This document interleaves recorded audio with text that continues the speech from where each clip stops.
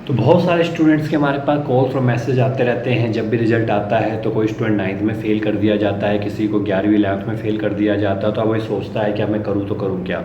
मेरे पास कोई option available नहीं है, कंपार्टमेंट के पेपर होने जा रहे हैं, लेकिन उसका भी मुझे कोई भरोसा नहीं कि मुझे पास किया ही जाएगा कि नहीं किया जाएगा, और इस केस में कहीं मेरा साल बर्बाद हो गया तो फिर क्या होगा। तो इसके लिए सबसे बढ़िया ऑप्शन आपके पास अवेलेबल है, वो है ओपन बोर्ड, जो कि हमारे पास बहुत सारे स्टूडेंट्स आते हैं वो यही करते हैं, और इसके साथ ही वो अपना साल भी बचाते हैं, इसके साथ ही वो नंबर परसेंटेज भी लेकर जाते हैं, पेपर को आसानी से पास भी कर जाते हैं, और फिर अपना चाहे रेगुलर करते हैं या डिस्टेंस एजुकेशन से करते हैं या अपना कोई कोर्स करते हैं, सारे ऑप्शन उनके लिए अवेलेबल हो जाते हैं। तो आपको भी अगर आप 9th में फ़ेल हो गए हैं तो आपको कंपार्टमेंट का पेपर देने की ज़्यादा ज़रूरत नहीं है, क्योंकि अगर कंपार्टमेंट आपकी क्लियर हो भी गई फिर भी आपको 9th ही रिपीट करनी पड़ेगी या फिर आपको 10th करनी पड़ेगी। तो इस केस में सबसे बढ़िया क्या है कि आप अपना 10th कर लीजिए।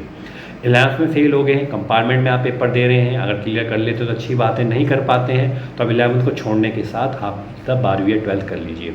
क्योंकि इसको इसीलिए आपको करना है क्योंकि इसके करने के बाद आपकी जो वैल्यू सिर्फ 10th की और 12th की है, कहीं तक भी 9th का सर्टिफिकेट नहीं मांगा जाएगा, और कहीं पर भी आपसे 11वीं या 11th का सर्टिफिकेट कहीं पर भी डिमांड नहीं की जाती है। सिर्फ 2 ही सर्टिफिकेट लाइफ में काम आते हैं, एक 10th का सर्टिफिकेट और एक 12th का सर्टिफिकेट। तो फिर से 9th करने का या 11th करने को रिपीट करने का कोई मतलब नहीं रह जाता। वो सिर्फ आपकी बेसिक एजुकेशन के लिए, कि बेसिक एजुकेशन आपकी 9th तक थी जिससे कि आपको पता लग गया, लेकिन जो असली सर्टिफिकेट की वैल्यू रहेगी वो आपकी 10th की रहेगी या आपकी 12th के सर्टिफिकेट की वैल्यू रहने वाली है। तो सबसे बढ़िया ऑप्शन क्या है, ऊपर आपको नंबर शो हो रहे होंगे, आपको हमसे कांटेक्ट करना है, पता लगाना है कि किस तरीके से हो सकता है, आपको कौन कौन से सब्जेक्ट लेने ये भी आप चूज़ कर सकते हैं। मैथ और साइंस अगर आपको नहीं लेनी है तो आप उसको छोड़ के कोई और सब्जेक्ट ले सकते हैं 10th में। और 12th में अगर आप मान के चलते हैं कि आपको आर्ट्स का कोई सब्जेक्ट पसंद है, कॉमर्स का कोई सब्जेक्ट पसंद है, मेडिकल का कोई सब्जेक्ट पसंद है, कॉमर्स नॉन मेडिकल का कोई सब्जेक्ट पसंद है,